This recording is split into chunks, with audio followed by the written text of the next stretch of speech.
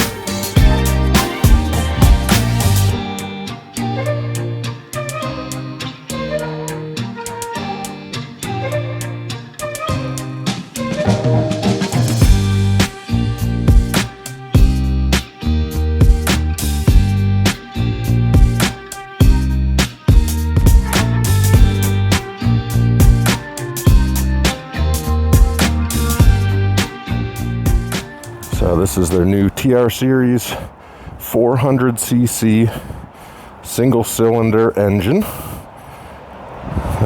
Available with two varieties, the Speed or the Scrambler. This is the Speed. It has the 17-inch wheels front and back, a little bit shorter handlebars, single piece seat, bar and mirrors, designed to be the sporty 400 single.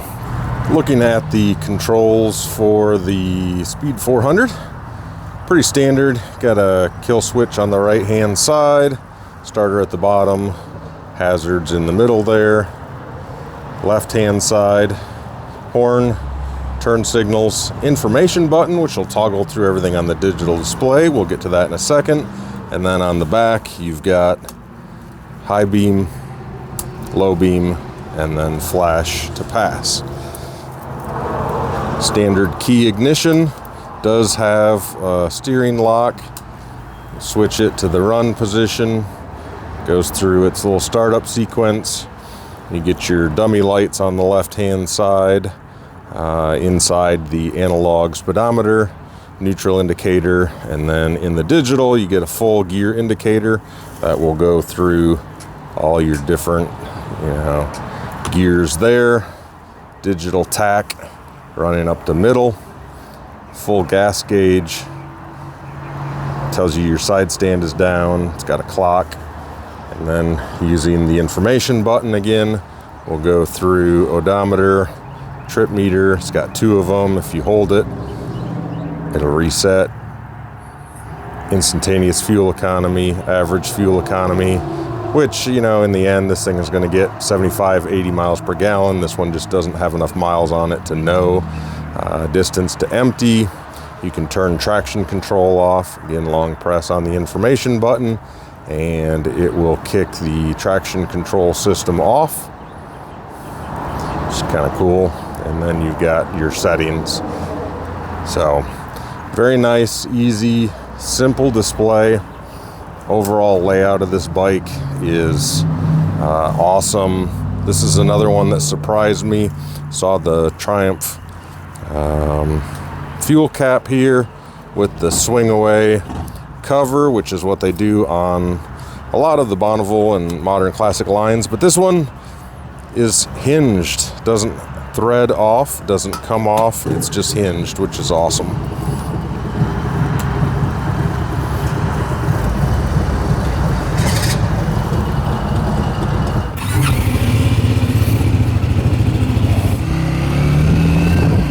Very short first gear.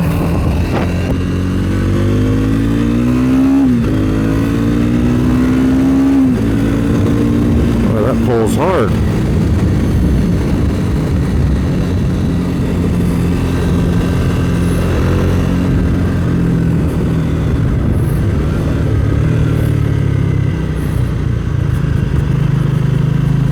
Easy into the corner. Seating position is extremely comfortable, slightly sporty, but almost upright seating.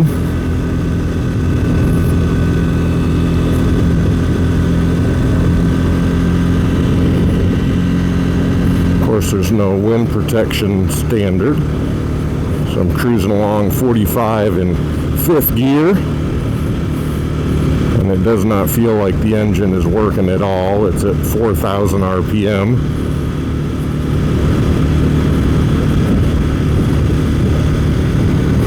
Seat seems comfortable. It's no road sofa, but it's got sufficient padding. It's got a good shape. It's dished out a little bit. It narrows at the front, but it's not as narrow as I was expecting. Actually feels like the tank has got a little bit of width to it, which I guess is good and bad. Alright, we won't get on the interstate. It does make it feel larger, but at the same time, with the single cylinder, I was expecting to have a really narrow profile, and it's not that.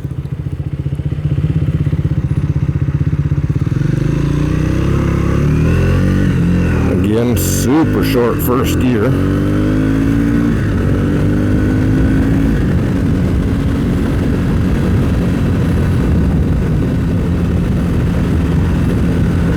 Very lightweight feeling bike. 375 pounds wet, which is incredible. Makes for a very fun motorcycle.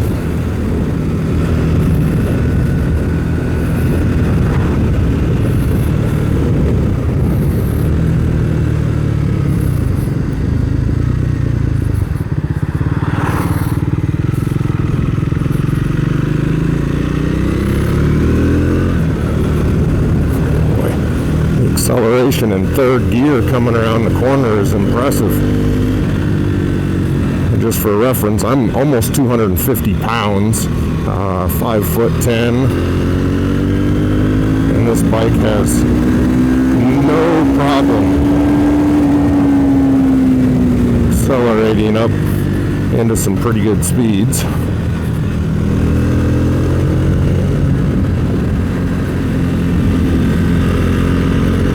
17-inch tires with a very narrow profile. It just, you think about entering a corner and you're there.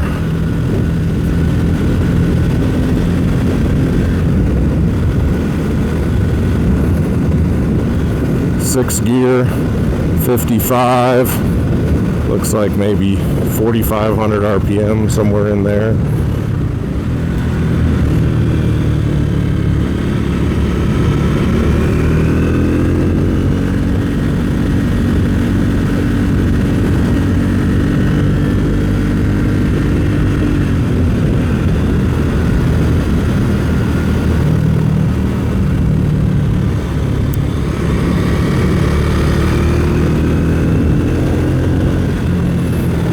Fun, easy to ride bike.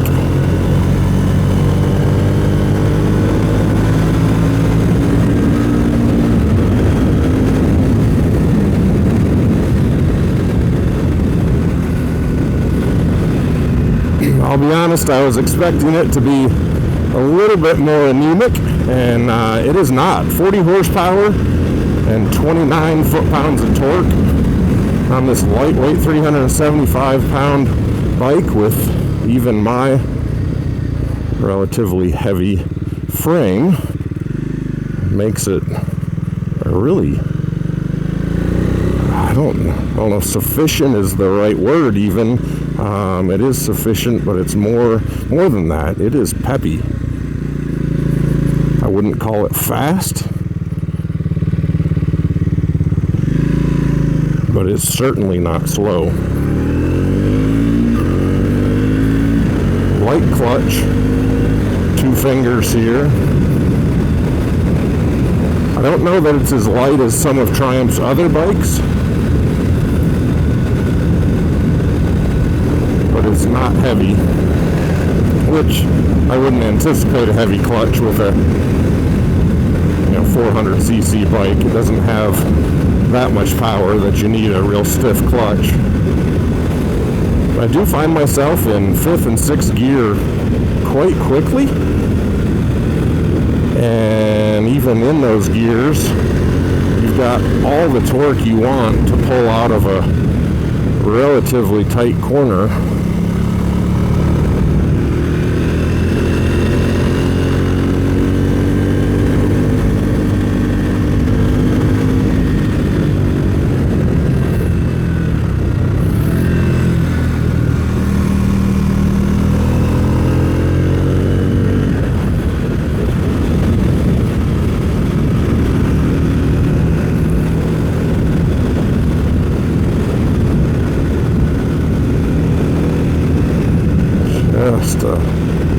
Wow, what a flickable bike.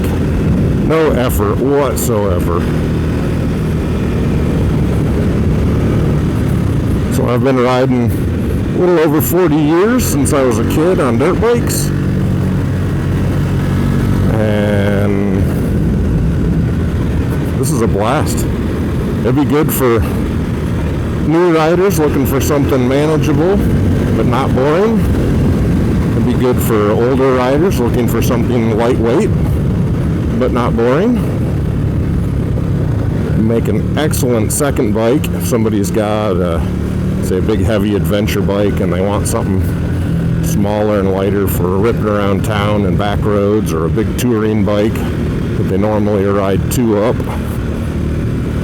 But if they want the capability to just go out and play by themselves.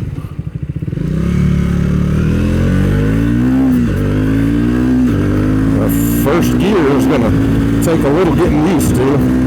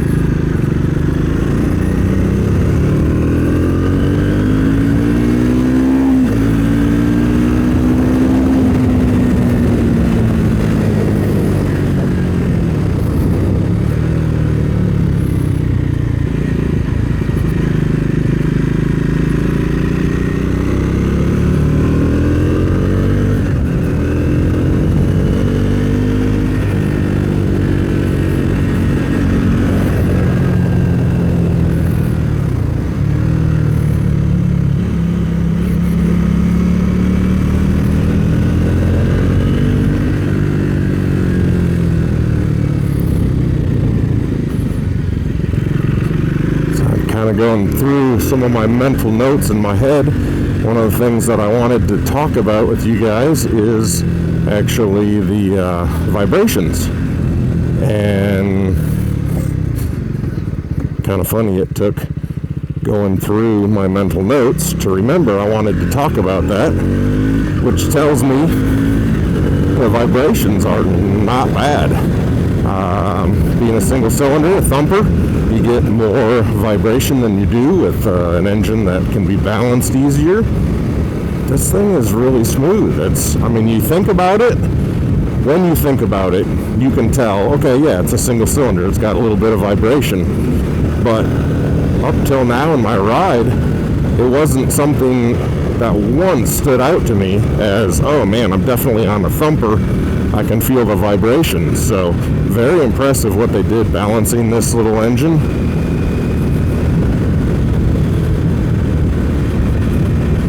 Really higher RPMs. I did feel it get slightly buzzy, but you feel that with just about any engine until you get up to your 4 cylinders that, 4 and 6 cylinders that can be set up even smoother. I got a 30-inch inseam sitting here to stop. Both my feet are flat on the ground. I don't have any extra to give, but they are flat on the ground.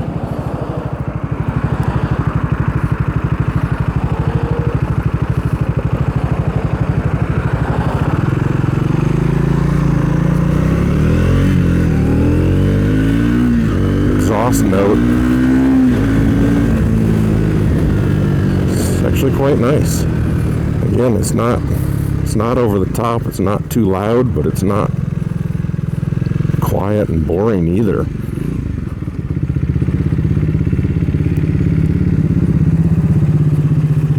So there you can see turn signal, horn.